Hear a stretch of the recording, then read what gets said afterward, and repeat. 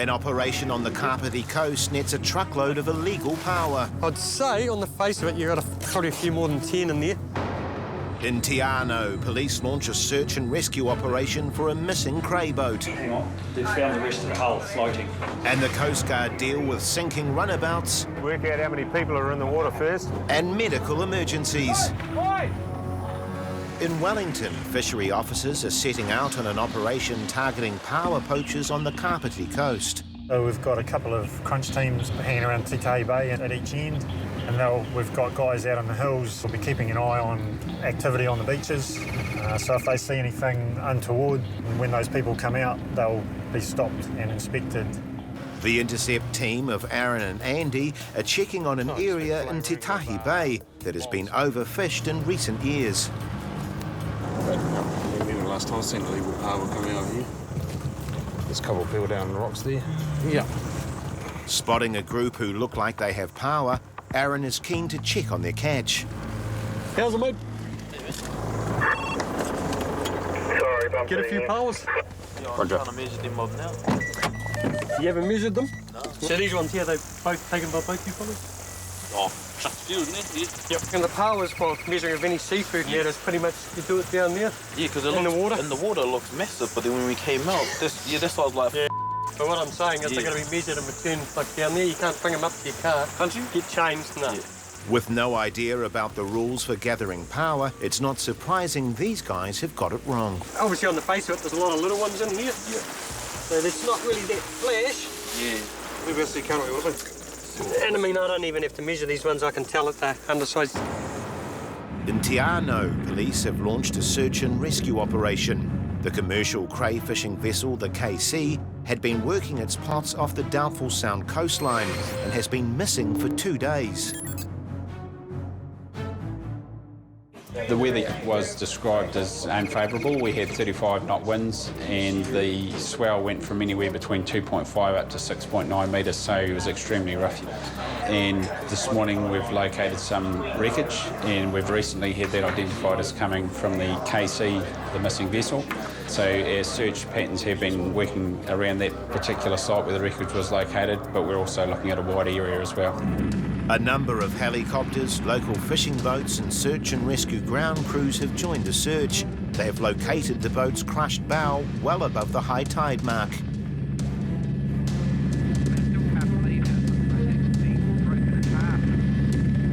We still hold hope for the 2 people that are missing. They're 2 local experienced fishermen, and until we can get further evidence, the search will continue.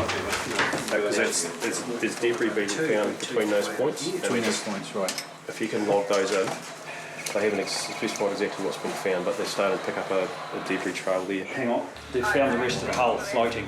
Oh, they have? Yes. Nori, Te Anau Police, can we get some coordinates for that piece of hull, over? 16 kilometres out to sea, members of the search and rescue team have found the hull of the vessel. While the aim is to find the 2 crewmen, the rescue team know the hull may contain key clues. So the following day, the KC's hull is put under tow and the Police National Dive Squad has been brought in to investigate. We'll go and inspect the portion of the vessel that they're towing in. Hopefully the guys are holed up sitting on the beach, maybe a bit cold and that. That'll be the best outcome for everyone. On the Hauraki Gulf, the trained Coastguard volunteers on Lion Foundation Rescue are rushing to the aid of 2 kayakers. The last 15 minutes has seen the wind change from being below 12 knots, and currently it's blowing at about 25 knots, so it has been quite a wind shift. They arrive to find the kayakers struggling in the choppy sea. The Fuller's ferry has had to stop to protect them from the elements. I mean, they're only 250 metres offshore, but it's far enough offshore to get yourself into trouble. Hey, fellas, we'll take you on board, eh? Both are looking wet and cold, yet they're determined to make it to the wharf at Rangitoto Island. The only thing Roger and the other volunteers can do is shadow them. What we're going to do is we'll follow them into the wharf. We'll try and talk a little bit of sense into them. Once you get over about 15 knots out here, it's no place for a kayak, let alone to sit on. Hey guys, we'll tie up alongside here, on the inside of the wharf here. With the kayakers safely on land, the crew try to convince them that the sensible thing to do is to take a boat back to the mainland. But the kayakers have other ideas. We had the inexperienced paddler in the kayak without the buoyancy. Yes. So that was the main problem for going back across. He'll be paddling, the other one is enclosed, so it's fully flotational. Are you 100% confident that you're in no danger? Yeah, 100%. Can I just get back to... The kayakers decide to take Coast Guard's advice and stay on the island to ride out the storm. There's a ferry about 3:15 this afternoon, and they've agreed that if the wind is, if there's any sign of whitecaps, which is sort of below 15 knots, more like 12 knots, then they've agreed to catch the ferry back. But it appears the southern squall has caused more chaos out on the harbour as a call comes in about a sinking vessel. Within a minute of departing Rangitoto Wharf, we've now got 4 people in the water up at the by Half Moon Bay, up the Tamaki Rivers. Okay, hold tight.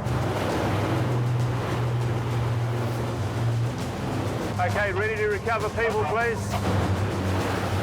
Flash and hopefully once they get The crew arrive to find a 14-foot runabout fully submerged. Work out how many people are in the water first. As they approach the sinking vessel, there's no sign of anyone on board. On the Kapiti coast, fishery officers have just stopped 2 men with excess and undersized power. They've come out, they've taken the catch up above the high tide line, which is where they're legally obligated to measure it. And because they've got 34 power among the 2 of them, they're in excess as well as having undersize among them. Despite being caught in the act, these guys don't seem to care about their actions and try to salvage something from their day. Got another knife in your truck? There's plastic things. Yeah, I lost mine the other week. Yep. Can I get a free ban with the... A free what? Ban. He may have gotten a free knife, but an offence has been committed, and there is a huge cost for taking excess and undersized power. No more poaching for a while now. Just getting too many fines and can't pay it, so yeah. Probably this will be the last time you'll probably see me around here poaching. Hopefully, so yeah.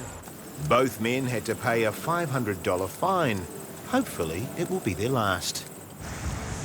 Those are the sort of guys that just come again and again. They just feel that rules just don't apply to them. Yeah, they're among the most frustrating people. Either that or they just think they won't get caught. Up on the hill, the surveillance team has spotted 2 more groups. Unaware they are being watched, they take what is believed to be well over their daily limit. I've got a couple of dudes over this side who've got some shucking power, and one guy with about 30 power on his own as well, which we'll get some checks on the way out. Roger. As Craig keeps a watchful eye on the suspected poacher, the other group are en route to an unscheduled meeting with the intercept team. Group is just getting to the car now. Yeah, the vehicle's leaving now, mate. Yeah, they've definitely got shucking power. Okay, boy. Bit of pace about you, man.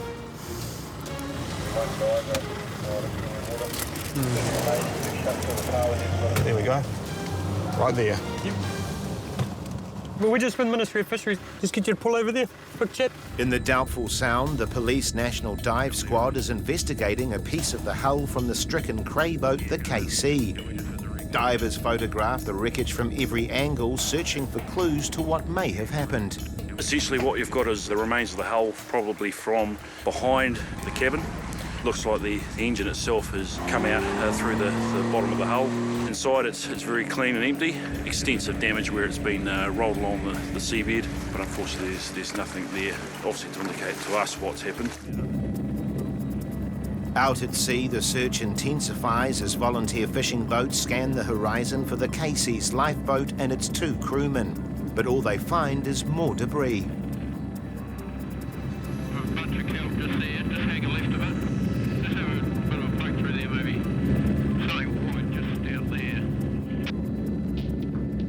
And on land, police search teams try and make sense of what debris has been found. Leave them there, I'll have a wee squiz and then... The emergency locator beacon was found washed ashore just in the vicinity of the bow portion of the boat, which was washed up at Rocky Point, which is where we believe the vessel was operating around the time. And the bladder was found not too far north of that location, washed up on the beach. After 2 days of intensive searching, day 3 dawns, and hope is beginning to fade for the 2 missing fishermen. Is there anything else from that aerial search that we've missed out there? It's probably more significant what we haven't found, and that would be the dinghy itself. There's a number of possibilities there, but possibly still strapped to the roof. You know, there might be some other ideas on that. The search team heads out once again. We're just going to put a couple of ground crews in, north and south of where we found that wreckage at Secretary. A couple of machines are going to run the coastline from Doubtful Sound up to just short of George, have a look at the drift lines and just do another coastal search. So, yeah, we'll just see how we go. Despite all best efforts, the search and rescue team were unable to locate the missing fishermen. In Auckland, Coastguard volunteers are responding to a sinking runabout at the mouth of the Tamaki River. Work out how many people are in the water first. On arrival, the occupants are nowhere to be found. Guys, can we communicate with the people on the boat on the port side? Coastguard skipper Roger notices a boat with a number of extremely wet passengers on board. Are all the people okay? Fortunately, all those on board the stricken vessel seem to have been picked up by passers-by.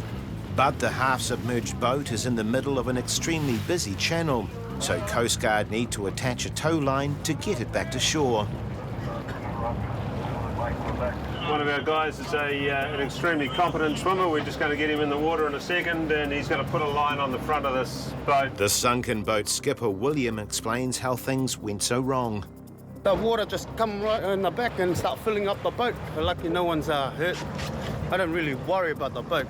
I was worried about all my mates and that, and my father-in-law and the boat. I told him it won't sink. It's got polystyrene in it. So. All clear? Okay, I'm on board.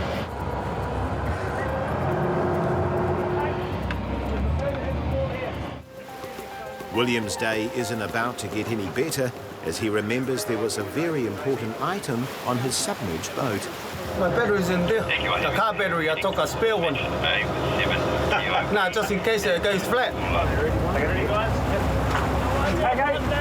Back at the wharf, William's new boat is rid of its unwelcome loads. And there's good news on the car front too. That luckily is a dry cell battery, but it was swamped, so we're going to have to now go and just make sure that we can get his car going so that we can get his trailer down here to get him out of the water. Finally, William's positive outlook on a bad situation has paid off as he arrives with car and trailer. Go home and slap the boat. Change the colour. I should have named it Unsinkable. But the job's not over yet for Coastguard's volunteers. And with one final push, a rather wet boat is finally on dry land. On the Waitemata Harbour, the volunteer Coastguard crew of North Shore Rescue are rushing to the aid of a woman suffering from seizures while out sailing. Guys, keep an eye out for the vessel. We're looking out for a 10-metre pale yellow yacht. Yeah, hold this course, Liam. Out of the vessel. The crew arrive to find the woman having a serious epileptic episode. Obviously, it suffers from seizures reasonably frequently. Yes, yeah. Okay. The patient is dehydrated and half conscious. It's a nervous wait for one of the young crewmen. She's going to take her meds and then she's fine. The patient has never had a seizure like this before. Well, when was the most recent actual seizure activity? When did she last have a fit? That was probably could have been half an hour ago. Yeah. About half an hour ago. Yes, yeah.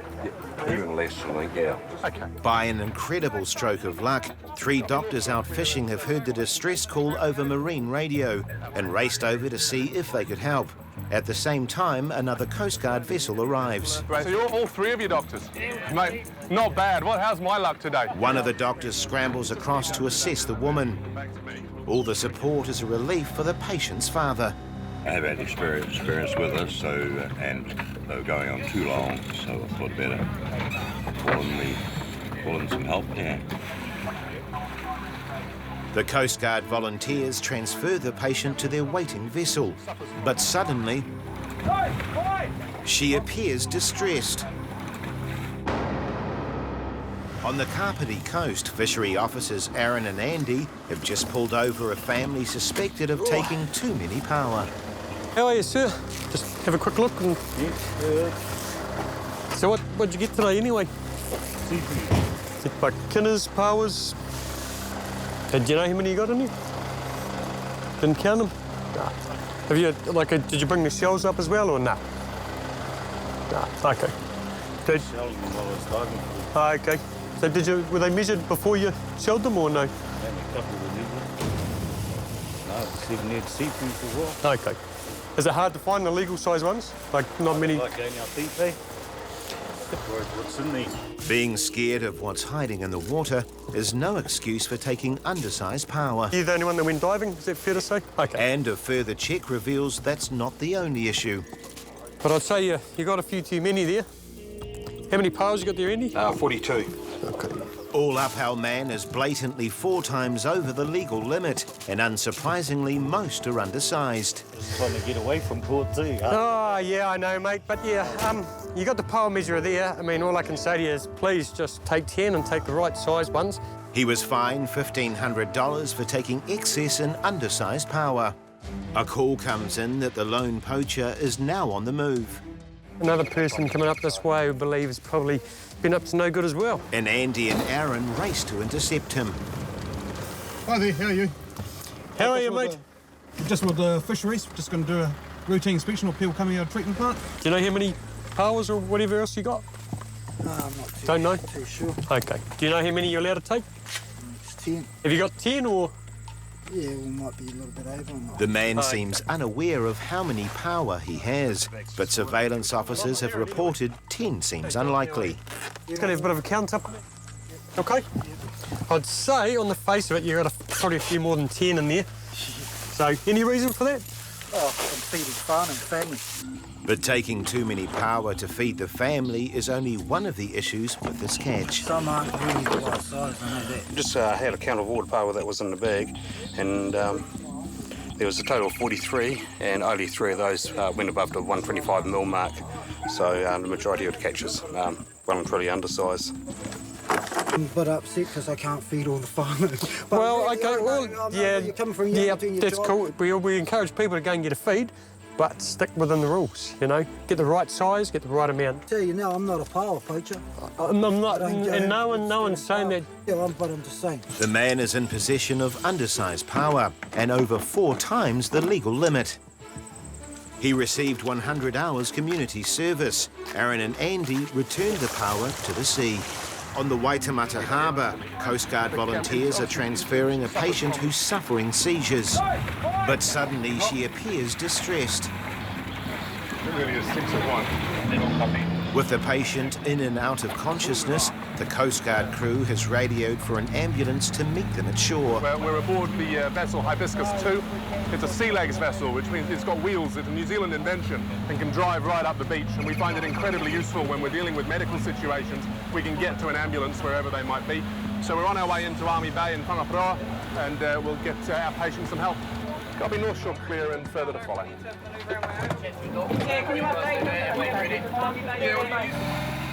With the patient's condition still uncertain, the amphibious craft's door-to-door service means no time is wasted getting her to a waiting ambulance. On my mark, guys, prepare to lift. Lift. So Linda's currently quite dehydrated, so we're going to take her down to North Shore Hospital. We're going to rehydrate her on the way. Hopefully she'll feel a little bit better by the time we get to hospital. While the patient remembers little from the incident, she made a full recovery thanks to Coastguard. In Christchurch, fishery officers go after flounder poachers. You're starting to tell porcupines. You're not just telling untruths. A cliff fall leads to a frantic search around Mangawhai Heads.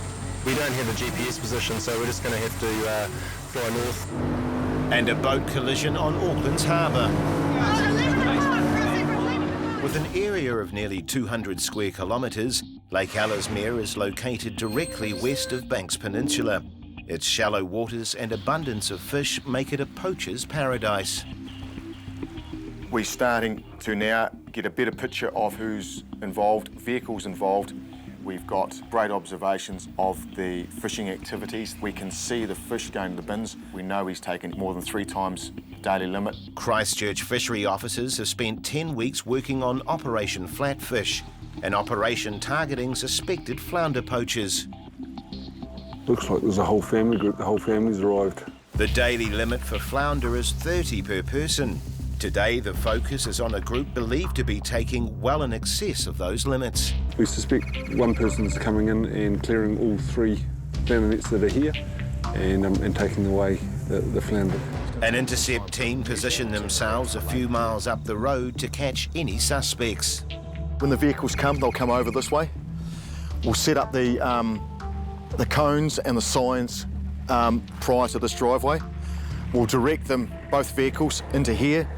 From that point onwards, we'll isolate each vehicle, try and keep the people in those vehicles separate.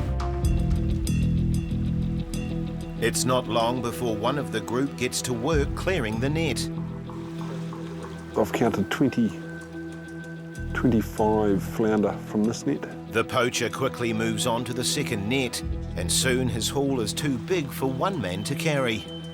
He's just been joined by a second person. The second man doesn't retrieve any flounder from the net, so he can't claim to be fishing.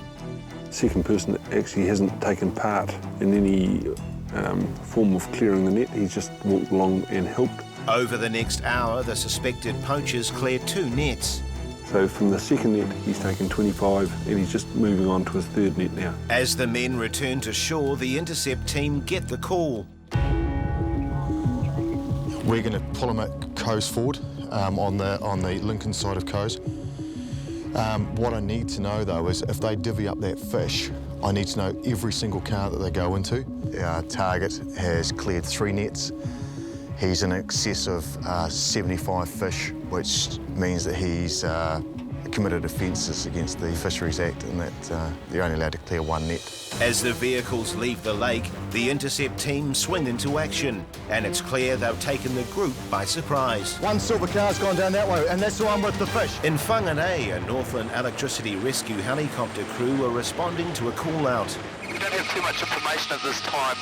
We believe it may be a significant fall from a cliff, which could have any number of injuries, including significant limb injuries, spinal injuries, or at worst, he could have a brain injury. The accident site is 60 k's southeast of Whanganei at Mangawhai Heads. But there's a problem. The crew don't have a precise location for the accident. We don't have a GPS position, so we're just going to have to fly north a couple of kilometres apparently from Mangawhai Heads. With the injured man's condition unknown, every minute is critical. The chopper squad frantically search for their destination.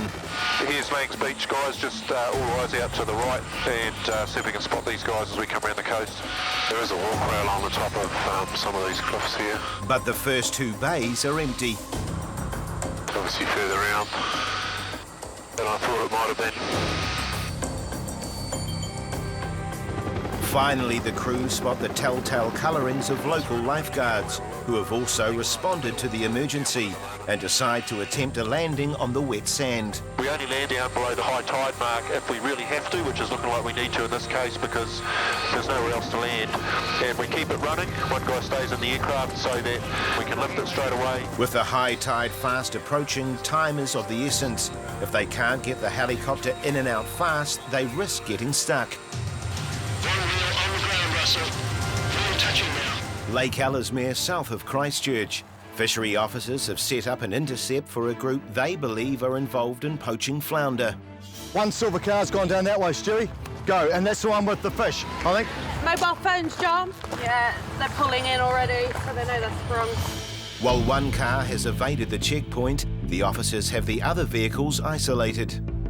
The 4 vehicles that have been identified at Lake Ellesmere, we've directed them into this camping area. We're speaking now to the occupants of those vehicles.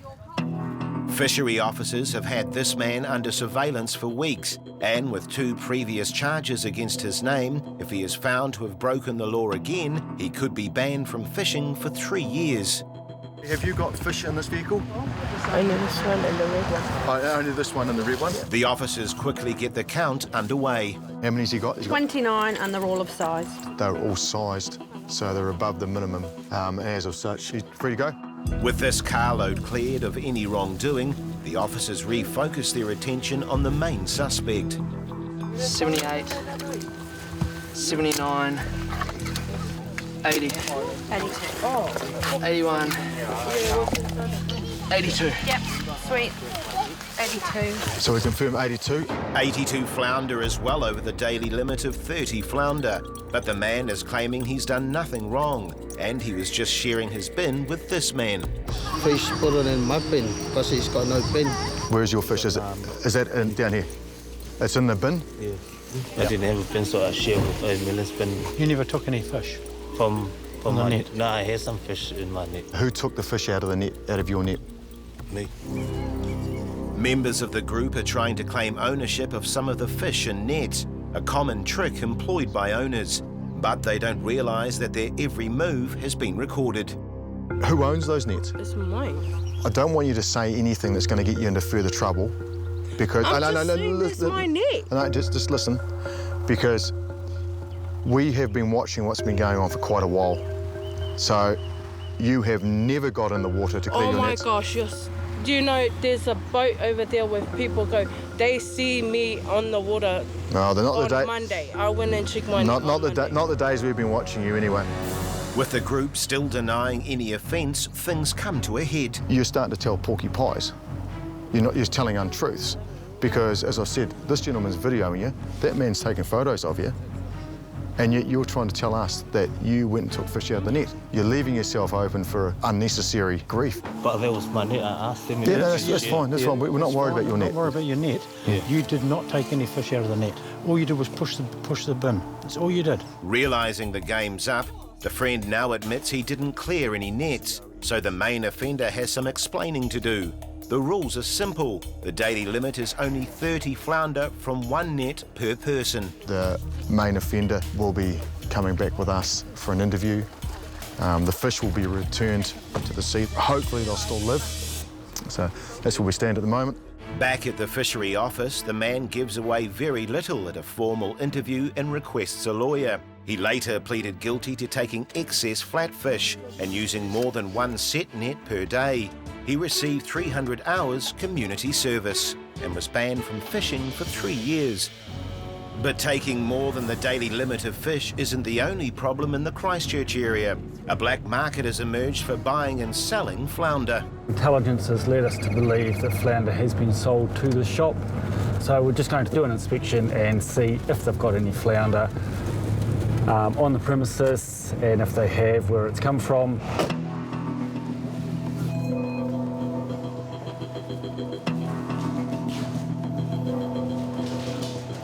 Hello, mate. Morning. How are you? Good, man. Good. I'm from Ministry of Fisheries. Yeah. Just doing inspections of the area of people that sell fish. Do you sell any fish? You don't sell fish? No. All right, but you do cook fish here? Yeah. If we need fish. Because you've got flounder for sale here? Yeah, if we need flounders, and then we shove them here. Have you got any flounders here at the moment?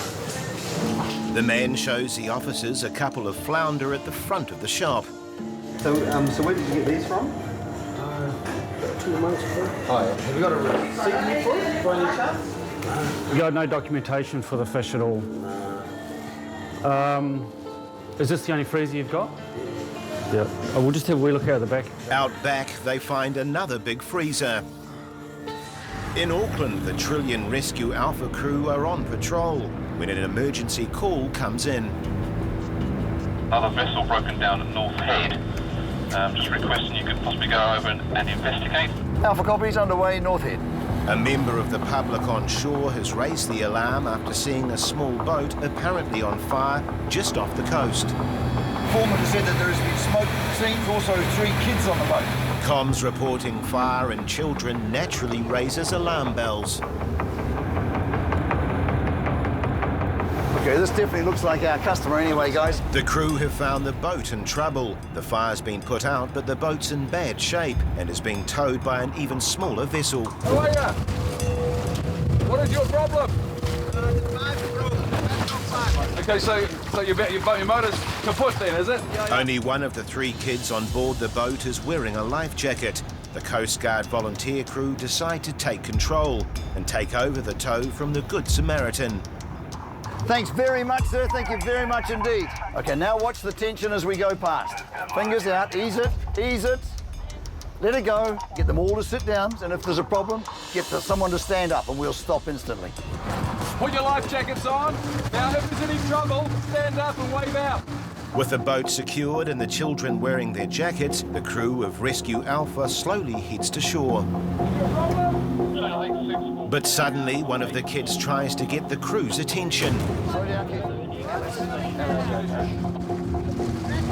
What's happened is that they've got a pretty old boat that doesn't look in very good repair, and their cleat seems to be pulling out of the body of the boat, which is a bit unsafe for them, so we're going to slow down a bit, take it easy, and keep an eye on it as we go. Skipper Campbell is amazed at the risks people are prepared to take. He's got 3 kids in the boat. If their boat, dare I say, disintegrated at sea, then there would be a lot of problems. And I'm sure he realises that his boat's not as good as it might be. Taking it slowly, Coast Guard managed to get the boat and crew safely back to Okahu Bay. Thanks very much, eh? No one injured? No one. Back on land, the boys can't wait to tell their tale. We were riding along and then the motor cut out, and then we tried to start it again and it set on fire. It's a good opportunity for Coast Guard to give the skipper's son some advice. So perhaps you're going to help him a little bit and say, hey, Dad, we've got to get the engine checked before we go out? We were many times out and it never happened, and just when it happens for the first time you think twice, oh. Lesson learned. Campbell hopes they make a few changes before their next adventure. Quite often we find that people go out in small boats and think, oh, we're only going a short distance, so we'll be safe. And they go out to the outsides of breakwater and it's rough as anything out there, and that's when they have their problems. Near Mangawhai Heads, the rescue helicopter has raced to the aid of a man who has fallen down a cliff.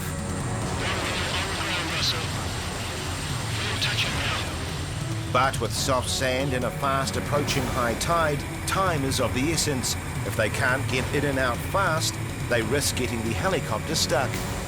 We keep it running. One guy stays in the aircraft. If the tide starts coming in, we lift it straight away. Yeah, so from how high? 12 feet. How's your pain? Not very good, okay, we've got pain.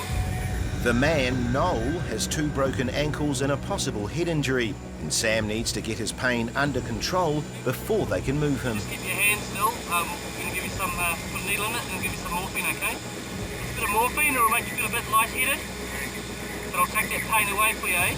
Sam, Wally and the lifeguards present splint Noel's legs ready for transfer, but there's still some concern about the level of pain he's in. How's that pain now? Still the same. Keep breathing that up, it's going to move you shortly. So just normal breaths of that, breathe it in, let it work, breathe it back out through the tube. Because when we move you onto the stretcher, it's going to be relatively pain-free. With his pain under control, they transfer Noel onto the stretcher. Keep coming, and easy down there. There you go, you okay? Is everyone right? Okay, hey, we won't get to say thank you, so thank you very much guys, excellent work. Before the tide traps the chopper, Noel's safely on board and in the air, where he reveals how a cliff-top stroll ended in disaster. I fell and I turned around and I jumped, but I think the sea took me sideways. That's why I rolled in. Okay, I can see it. How did you end up where you were? Yeah, I crawled. 2 hours after Noel fell down the cliff face, the chopper reached Whangarei Base Hospital. After an extended stay, Noel is still hoping for further recovery to his ankles. No, all good. We did a good job, well, with St John guys and also the lifesavers there. Christchurch fishery officers have paid a visit to a shop they believe is buying flounder from an illegal source. Do you sell any fish? You don't sell fish. But out the back of the shop, more evidence is found. We have just found a reasonably large quantity of flounder in plastic bags in his freezer. This gentleman said that he doesn't sell fish to the public and it's only for himself. We've got a flounder sign for $8 on the Bay Marie there. All up, 39 flounder are found on the premises, and the man is pinning it all on his wife. He's now saying his wife's bought it. When she gets here, I'll have a chat to her about where this flounder's come from. To be fair, I don't think this flounder's come from a legitimate source. I think it's come from the lake. Okay? I think it's come from Lake Ellesmere, so it's quite serious. So we're going to have to talk to you and your wife about where that fish has come from. Okay? But the wife's return doesn't help clarify the situation. If you've got any documentation relating to fish... Yeah, I have so many here, so I'm going to look for it. Okay. She's showing us the receipts for fish they're selling, which is jack mackerel, blue moki and kowai. There's no mention of flounder. However, the lady does have a new explanation of where the 39 flounder came from. One of our friends asked if we can bring the flounders to put in our freezer because this one is not good. Are we in trouble? We need to know where the flounder have come from. Anything in the shop is deemed to be for commercial sale. I'm going to have to ask you and your husband to come down to our office for an interview about what's happened. While the shop owner gave little away at the interview, he later pleaded guilty to failing to keep records of all fish purchased by a dealer and received a fine of $250. It's a busy weekend on Auckland's Waitemata Harbour when an urgent call comes through to Coastguard volunteers on Rescue Alpha. One female person is reported as serious injuries of it. The location is currently off of Princess Wharf. Don't need everyone to hold on, guys. Okay, underway. It's going to be a washing machine in here. 2 sailboats have collided, and one has split in 2 and quickly sunk to the ocean floor. Coastguard vessels have been tasked to the emergency. Whereabouts? On arrival, the crew of ASB Rescue are already at the scene. The couple have been pulled on board the yacht that collided with them, and medics are trying to assess their injuries. The sunken boat's owner is visibly in shock, and his wife has suffered serious pelvic injuries and head lacerations after being caught under the bow of the other boat. I require you to call an ambulance and just confirm one patient with the pelvic injury, was it? Yeah, patient with pelvic injury and husband with her. They need to get her to hospital fast, so Rescue Alpha will need to clear the way through the busy boat traffic. Okay, stand by on the horn. But as they negotiate a path to shore, they spot another potential hazard. What just went overboard? Something just went overboard. Something's overboard off that boat. Stop! It's a dog. Hey, your dog! The dog is overboard. Finally, the dog owners notice the commotion and turn their boat around, and Alpha continues to shore. Okay, we touch and go to get some crew ashore, please, guys. Bring you alongside of this wharf here. The injured woman, Jill, is in intense pain, much to the concern of her husband. Do you feel comfortable, Jill, to be moved like this? So we can take you all the way out to the ambulance. Quite a bit of pain in her left buttock. As she's taken to the waiting ambulance, the only sign of the incident is a couple of scratches to the much larger boat. Jill spent a week in hospital and had months of physio to get back to full health. The sunken boat Gypsy was salvaged, but it will cost an estimated $350,000 to get her back on the water. Fishery officers rush to find the catch before it's stashed. That little thing's going to just burn us. A dangerous winch rescue at sea. And a distressed woman becomes a handful for Wellington Maritime Police. Kapiti Coast, Wellington, a hotspot for illegal fishing and well known to the Ministry for Primary Industries. Fishery officers have launched Operation Foreshore over a busy weekend to crack down on illegal activity. Off to the south of us, we've got Tayu Bay. Further south of that is Macra. We've got people up in the hills, keeping observations and letting us know what people to stop, and the mobile stopping teams. Once vehicles start leaving, we'll actually stop them and see what they've got. Hi there, going to go for a dive today. What you going to be after? Oh, it's normally barwon fish. You know what the size is? 125. Okay. Okay, good fishing. Most people play by the rules, but the area has several repeat offenders, and it doesn't take surveillance long to spot some suspicious behaviour. A group well known to the officers has been out collecting power. That first guy coming out sort of solid male Polynesian. He's got a ponytail. He's a good 10-15 minutes ahead of the other two plus a child. Yeah. The ground team are called in to intercept the group. There's a locked gate that leads down to the treatment plant, and that gets locked at 7 p.m. Every evening. So we suspect that they may be rushing to get out before then. Dan. Hello, Andy speaking. Yeah, they've all got into the red hatch. There's 4 of them. What about bags? Bags going in the boot. We're coming down now. All good? Yeah, so apparently all the people are back in their vehicle now. They're going to start heading out, and we should stop them on the way. But the suspects have other ideas. The officers need to move fast. Damn, I didn't get the retro. Who else is ready? No one, eh? No one. It's up to Aaron and Andy to find the vehicle before the occupants dispose of their day's power haul. In Whangarei, a Northland Electricity Rescue Helicopter team are responding to an emergency call-out from a fishing boat near Three Kings Island. We are airborne and heading north. 55 kilometres northwest of Cape Reinga, the area is a popular commercial fishing ground. So we're flying to a 60-foot yacht where a patient has been hit in the head with a boom. While working cray pots off a rugged island, a wave has caused a steel boom to swing into one of the fishermen, hitting him across his chest and head. We don't have a status on the patient at all. Uncertain of the extent of the man's injuries, the crew face further complications from the lingering effects of a tropical storm. The sea conditions are 4 metre swells. We've got winds gusting up to 30 to 40 knots and gale force at times. The boat may be on anchor, so we'll need it to pull back on the anchor for less movement of the boat during the winching operation. And also, it's now approaching 10 past 4, so we're still a little ways off locating, so we could have fading light as well. So, yeah, they all pose a bit of a problem. Arriving on scene in evening light, the crew urgently scanned the area for the vessel.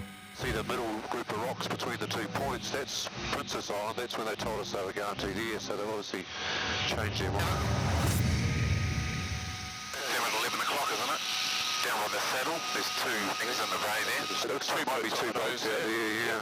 The fishing boat has moved closer into a sheltered bay for protection from the elements. What's the wind doing on the water there?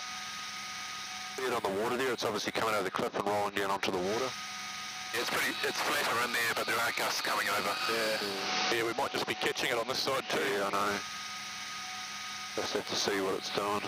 With the fishermen suffering a potential head injury, the chopper crew need to move fast. They begin lowering a line to the boat below so the medic can be dropped on board. Okay, we're clear to deploy the high line. Okay, if you can descend to 50, deploy the high line. It's a skillful manoeuvre and precision is needed, but the extreme conditions are making life difficult for the pilot. You can see the wind gust coming across there, eh? Looks like the wind is coming from your 10 o'clock there. High line halfway. And the glare isn't helping.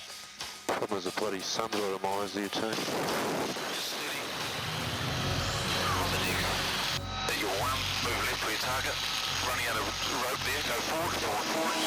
The boatman's lost the line. On the Wellington Harbour, the Maritime Police are rushing to the aid of a woman who has become distressed and jumped into the harbour fully clothed. She's down at Oriental Bay and won't get out of the water, so we're just going to head in obviously from the water side of things and see if we can be of any assistance. The crew arrives to find the bay swarming with swimmers. Yeah, Roger, that's our problem as well. There's that many swimmers here. And they're finding it hard to spot the woman in distress. It's under the wave, eh? See if the female swimming up to that now. You've got the lifeguard swimming out after her now. Oh, here we go. Here we are. It looks like she's got a blue top on, or blue togs. Richard spots the woman who is being shadowed by lifeguards, and everybody circles in.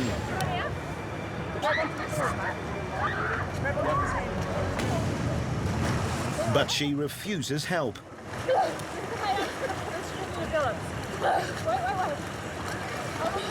The woman appears to be struggling to stay afloat and swallowing large amounts of salt water.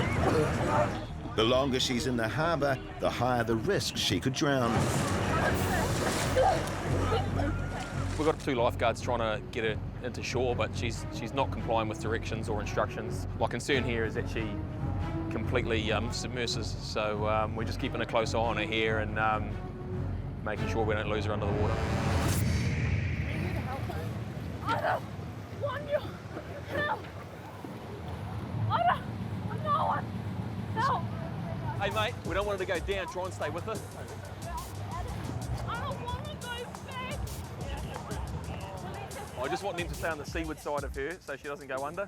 But with the woman's unpredictable behaviour, police are becoming concerned for everybody's safety. Mate, is it going to help if you guys get some more guys out on here? She's not cooperating. Okay. When I get on this, I don't kill you! 55 kilometres northwest of Cape Reinga, the Northland Electricity Rescue Helicopter is on an emergency call-out to winch an injured fisherman to safety.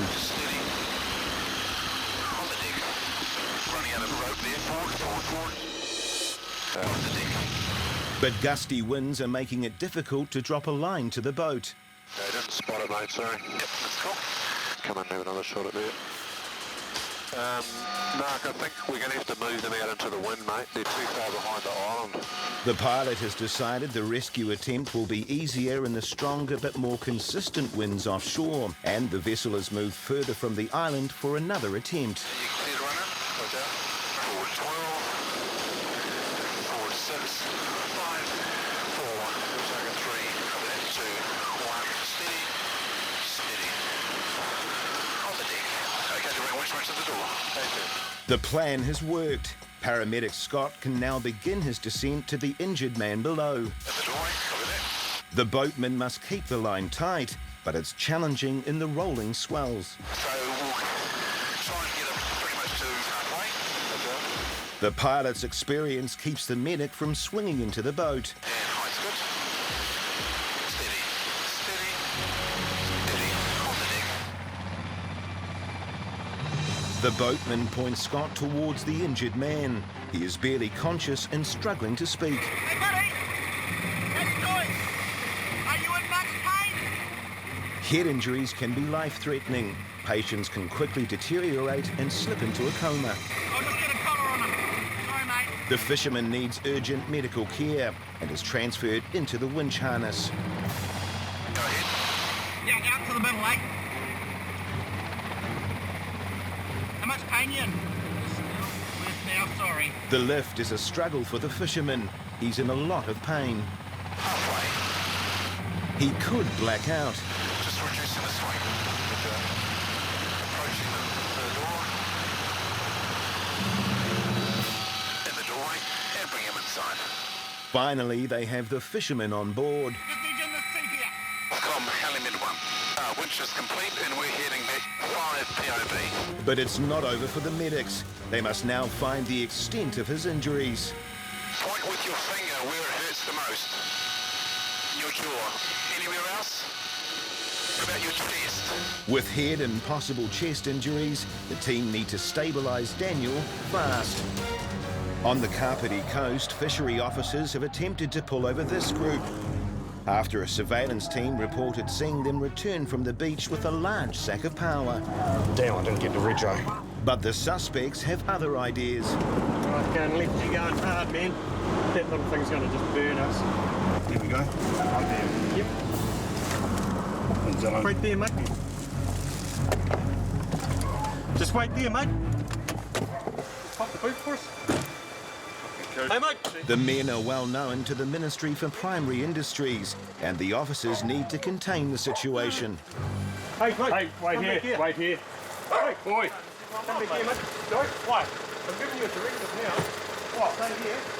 All I did was went down the road and pushed him off, and now I'm coming back and missing you a directive. Stay here. If you can't from here, you'll be arrested. No, I'm going to get my boy home. I don't know where my boy's gone. I'm missing you a directive right now. Inside the boot is a sack full of shucked power, and Andy can see it's way too many for the 3 divers. So he's going to claim that no one knows anything about it, I suppose? Nah, no one knows anything about that. Hey. Well, you fellas are in the car, so don't concern until joint possession anyway. We've had one bag inside that's got shucked power. Even shucked stuff is obviously undersized to me. these guys are not willing to cooperate, but we'll just persist on until such time that we find out who's actually taking everything and who's responsible and who's going to end up taking the rap. You got any ID on you? No. What about you?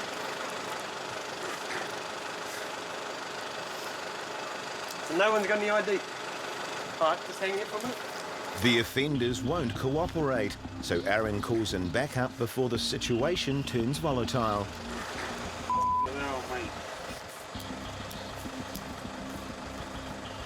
What's up?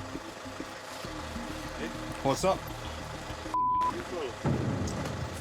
Well, you know how to deal with it.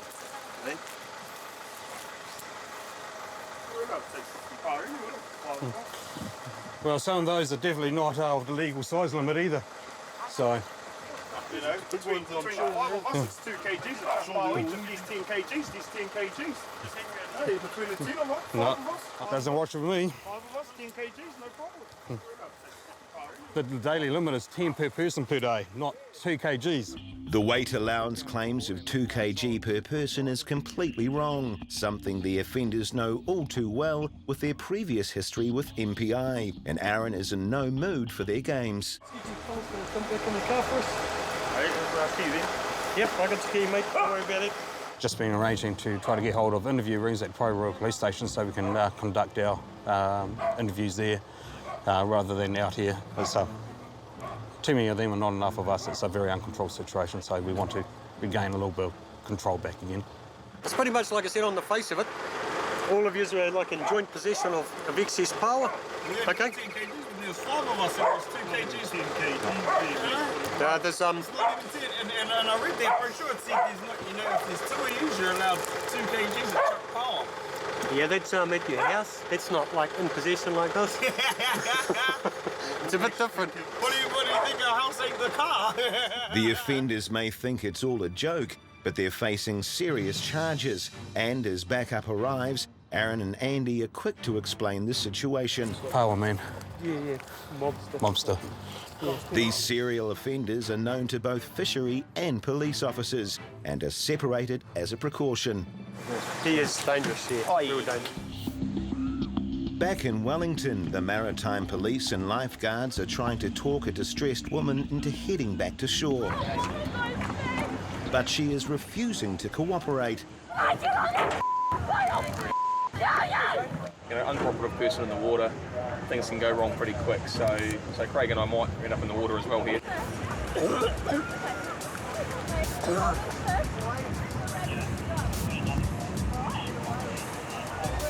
As exhaustion sets in, there's a chance she could pass out and drown. For everybody's safety, Richard decides they need to try and assist. We might force the issue a bit here and grab her. She's a big girl, so it's going to be not easy, especially when she doesn't want any help. Pontoons are 1/2 metre off the water, so it's, you know, from experience, it's not easy pulling people into this boat, even when they are actually helping us. Got this one. Got this one.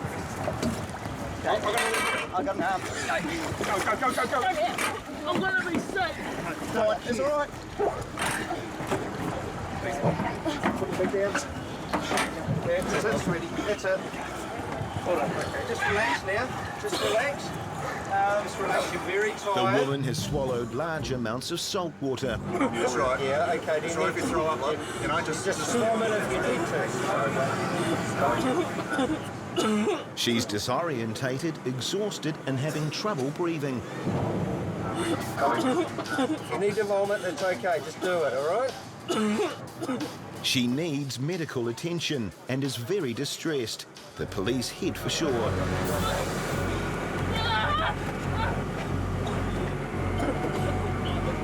Just relax.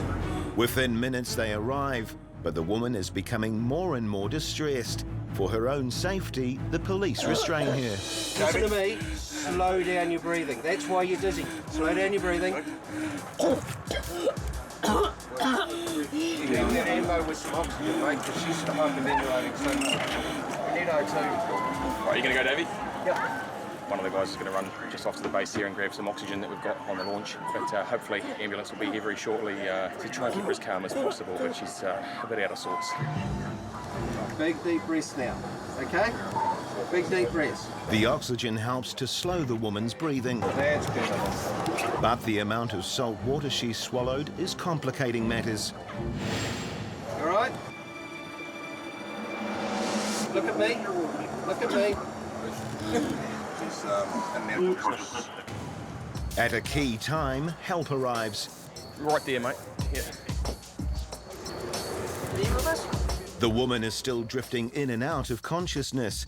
With erratic breathing, the medics decide they need to move fast. I'm going to pull you back here so we can get you off, okay? You coming up? Yep. Give us a hand standing up. Although highly fatigued, she manages to stumble off the boat. Push it back, Lee.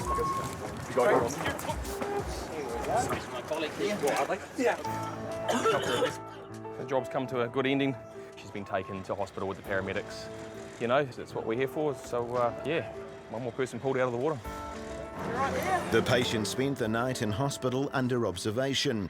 The following day, she showed no signs of ill health and was released. 150 kilometres north of Whangarei, medics are working on injured fisherman Dan after he was hit by a swinging boom. Point with your finger where it hurts the most. In your jaw. Anywhere else? What about your chest? It's got a bit of abrasion to the frontal right head. Okay. He has head and chest injuries, a possible broken jaw, and is in severe pain, which the medics need to stabilise. I'll just try some morphine. Right. Morphine sulfate 10 milligrams and 1 ml expiry 2014. You able to talk to us? Daniel, no, he's struggling to talk with that brace on. Is that really hurting your jaw, that neck brace? No? Is your neck sore at the moment? Yeah, okay. The morphine is having a minimal effect. Scott decides to administer stronger pain relief. All right.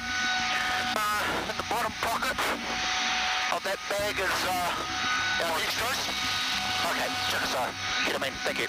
While an effective medication, it can cause the patient to hallucinate. Daniel, I'm going to give you some medication that might make you feel a bit funny in the head. Okay, just put yourself in a reasonably good spot and it'll give you not too bad of dreams, okay? Have your arm there, buddy. Heavy thoughts. 20 minutes later, the injured fisherman seems to have settled. How you doing there, Daniel? How you doing, mate? Alrighty. Probably about 10 minutes out. Thank you. The crew soon have Daniel safely at Whangarei Base Hospital, where he made a full recovery. 2 weeks later, he was back at work clearing cray pots. On the Kapiti coast, fishery officers have caught this group with a sack full of undersized shucked power. So who's going to claim that? Nah, no one knows anything about that. The offenders have history with MPI and are being uncooperative. Hey, wait here. So police are called in for backup. He is dangerous, yeah. Oh, yeah. Real dangerous. We've taken the 3 male offenders all back to Pararua Police Station, where we'll be conducting interviews to get their side of the story. And once we've done that, we'll go back to our base, process the power, but it'll be our bosses that make the decision as to what happens to these 3 guys at a later stage. 2 of them are, however, well known to us. Back at base, officers count out the shucked power, and the extent of the offending emerges. 148 shucked power. Not only are the group 118 power over the daily limit of 10 per person, the majority of the haul are undersized. Yeah, that's a good result. 2 people known to us, probably ruined their day, and good result for us. All 3 men were charged with possessing excess and undersized power. After pleading guilty, they received a total of 850 hours of community service between them. One was banned from all fishing activity for 3 years, and their vehicle and all dive gear were forfeited to the Crown.